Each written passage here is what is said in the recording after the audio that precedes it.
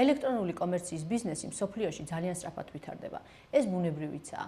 ჯერ მარტო პანდემიამ უამრავ ადამიანს უნდოდა თუ არა ელექტრონული ვაჭრობის პირველი გამოცდილება შესძინა და მის სიკეთეებს აზიარა. ისედაც ონლაინ ვაჭრობის მიმართ ნდობა სულ უფრო გაიზრდება და აღარასოდეს შემცირდება, რადგან რაც უფრო გაიზრდება ამ ბაზარზე პენეტრაცია, მით უფრო მომთხოვნი გახდება მომხმარებელი, ხოლო ბიზნესებს მით უფრო მაღალი სტანდარტების დაკმაყოფილება მოუწევთ იმისთვის, რომ გლობალურ კონკურენციას გაუძლონ. საინტერესოა, რა ეხმარებათ განვითარებულ ქვეყნებში ელექტრონული კომერციის ბიზნესებს სწრაფ განვითარებაში. ამაზე ბევრი მიფიქრია და შემიძლია ჩემი პერსპექტივა გაგიზიაროთ. რამოდენიმე მნიშვნელოვან ფაქტორს გამოვყოფდი. პირველი, ეს არის იმ სფეროების ავტომატიზაცია და სტანდარტიზაცია, რომელშიც e-commerce ბიზნესები ოპერირებენ ონლაინ გაყიდვებით. ასევე მნიშვნელოვნად მიმაჩნია თანამედროვე ინფორმაციაზე და ციფრულ ინსტრუმენტებზე დროული და ეფექტური წვდომა.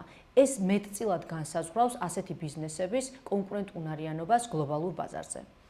აუცილებლად უნდა აღინიშნოს ელექტრონულ კომერციასთან დაკავშირებული ბიზნესების განვითარებაც, ეგრეთ წოდებული related ბიზნესების განვითარება ქვეყანაში. ეს ეხება ლოჯისტიკას, მარაგების მართვას, მარკეტინგს, ანგარიშგებასა და თუნდაც პერსონალის მართვის მიმართულებას. ის, რაც განვითარებულ ქვეყნებში e-commerce ეხმარება, საქართველოში მისი არარსებობა შეგვიძლია გამოწვევად ჩავთვალოთ. მაგალითად, სახელმწიფოს მხრიდან ბიზნესის სხვადასხვა ბიზნეს მიმართულების რეგულაცია და სტანდარტიზაცია დაბალია. ასევე ხელმისაწვდომობა ახალ ინფორმაციასა და ხარისხიან განათლებაზე დაბალია.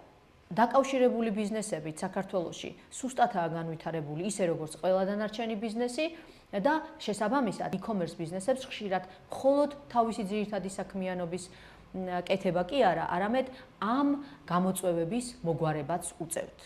თუმცა თუ დავფიქრდებით, განვითარებადი ეკონომიკის მშენებლობაც სწორედ ესაა, ამიტომაც ნებისმიერ გამოწვევაში შეგვიძლია შესაძლებლობებიც ვეძიოთ. მაგალითად, თუ ვამბობთ, რომ ელექტრონული კომერციის ბაზარი ასათვისებელია, ეს ალბათ შესაძლებლობაცაა. თუ იმას ვამბობთ, რომ დღეს საქართველოში ხარისხიანი განათლება პრობლემაა, რატომ არ შეიძლება ეს ვინმე შესაძლებლობად აქციოს? ან თუ ვამბობთ, რომ related ბიზნესების განვითარება უკეთესი იქნებოდა, რატომ არ შეიძლება ამაშიც შესაძლებლობა დავინახოთ?